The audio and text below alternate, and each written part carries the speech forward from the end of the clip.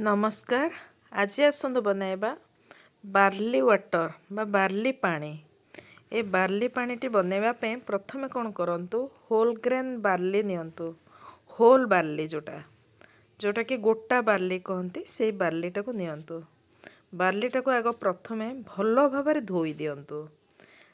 ताको ता ऊपर जदि किछि मळा अछि ताको काढी दियंतु। भल भाव थरे दे थर धोई दे ताको प्राय मु 3 थर धोई दे ताको भल भाव सुखे दियंतु।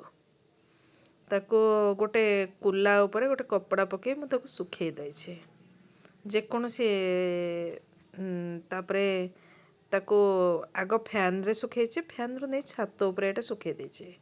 खरा रे भल भाव खरा दे दियंतु। ताको टाण देखिबे कि जतले सुखी जाइथिबो आपण गोटे पाटरे पकेले सेटा चोबेला पर जंती लागिबो टाण लागिबो आपण जानि परिबे जे सेटा सुखी गला। एवं देखंतु एटा म सुखिया पे सेतोले जेहेतु मेघुआ पाग हेतिला मते एटा दिन एक्चुअली एटा 2-3 घंटा रे भल खरा हेले 2-3 घंटा रे सुखी जिवो। किंतु मोते सेतोले मेघुआ पाग हेथिबारु सेटा अधिक दिनटारे सुखिला। तापर ताको आने भल भाव भाजी दियंतु। अल्प अल्प करी भाजंतु। देखंतु अल्प नहीं ताको भल भाव भजा होछि।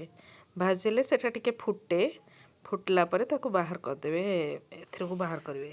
ए बार्ली वाटर टी आपण सकाळो उठिला परे एटा गोटे भल हेल्दी ड्रिंक। बार्ली वाटर टी पीबे। पीला परे सेटा आपणकर गट टाको भल रखे। एथरे potassium folate iron vitamin B6 थाए जोटा कि आमर कोलेस्ट्रोल टाको कमाए। तापरे आमर एथिरे थिबा जो niacin riboflavin thiamine folate iron एगुड़ा सब आम बॉडी पे बॉडी रे मैग्नीशियम सिलेनियम एगुड़ा सब आम बॉडी रो इम्यूनिटी पावर टा बूस्ट करे। तापर सेटा भल भाव भाजिक ठंडा हेला परे ताको ग्राइंड कर दियंतु। आउ एथिरे बीटा ग्लूकान नामक गोटे फाइबर अच्छी जोटा कि आमर कोलेस्ट्रोल टाको ठीक रखी थाए। कोलेस्ट्रोल देखंतु ग्राइंड हे गेला। तापर ताको प्रस्तुत करंतु। 2 चामच नियंतु। 2-3 चामच बार्ली नियंतु। बार्ली रे पानी मिसांतु एवं अल्प टिके मिठा करिया पे आपण चीनी मिसांतु। तापरे चीनी पर ताको गोळे दियंतु। गोळे करी ताको ग्लास रे ढाली दियंतु। ढाली करी आपण गोळेला परे आपण ताको आराम से पी परिवे। एथिरे आपण चाहेले लेंबू पकाई परिवे।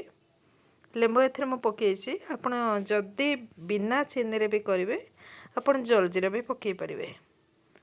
आउ देखंतु प्रस्तुत हैला हमर बार्ली पानी। एटा हमर कैल्शियम थाए एथिरे कॉपर थाए मैग्नीशियम थाए आयरन थाए। एटा बॉडी पे बहुत हेल्पफुल हे थाए। बार्ली आम पेट को ठंडा रखे। आमर डाइजेस्टिव सिस्टम टाको बहुत भल रखे। तेणु बार्ली पानी टाको डेली पियंतु एवं सुस्थ रुहंतु। नमस्कार।